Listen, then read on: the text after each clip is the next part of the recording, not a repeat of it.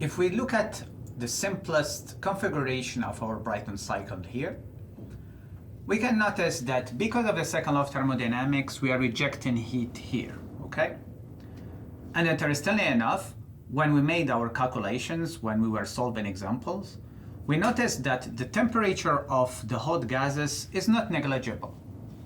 And interestingly enough, we can see that their temperature is at the same level as the temperature required in a boiler of a Rankine cycle. So here we can identify an opportunity. Instead of rejecting the hot gases that are full of energy and throw this to the atmosphere, why don't we use the energy of the hot gases to heat up the water in a Rankine cycle? By doing so, we will be combining the two cycles, and therefore we'll be creating a combined gas-steam power cycle. So, meaning that this heat exchanger here will become our boiler for a Rankine cycle. So here I will draw my heat exchanger.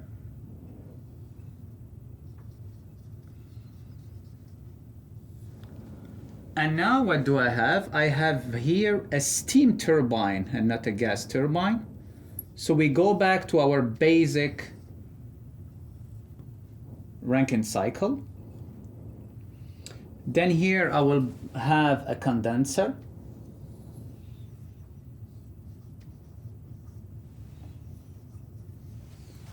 And I just have to add after this a pump.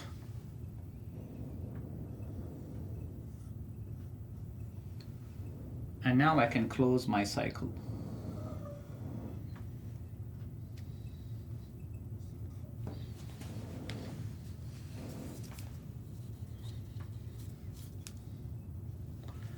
Okay, so now if I put all my states, so this is state 1, this is state 2, enter in our new boiler, this is state 3, this is state 4,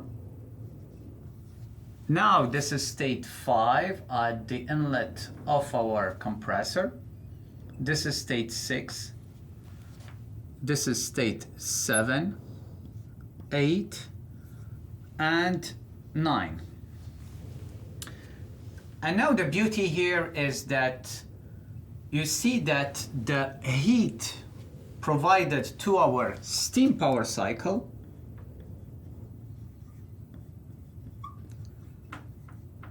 is kind of free, okay? It's not really free, right? Because we are getting this from the gas turbine, but here we are optimizing the usage of energy. And interestingly enough, the consequence is that we have only one source of Qn, right? Our Qn is here. We don't count this because it's internal. And with the same Qn, we managed to get work out of our gas turbine plus work out of our steam turbine. And this actually is very cool because this will allow us not only to save energy here, but at the same time to boost our thermal efficiency. The thermal efficiency in this case will be written as the sum of the work. So basically the thermal efficiency will be equal to the work of the gas turbine plus the work of the steam turbine minus the work of the compressor minus the work of the pump, and all this over the same Qn that we are providing at the level of our combustion chamber.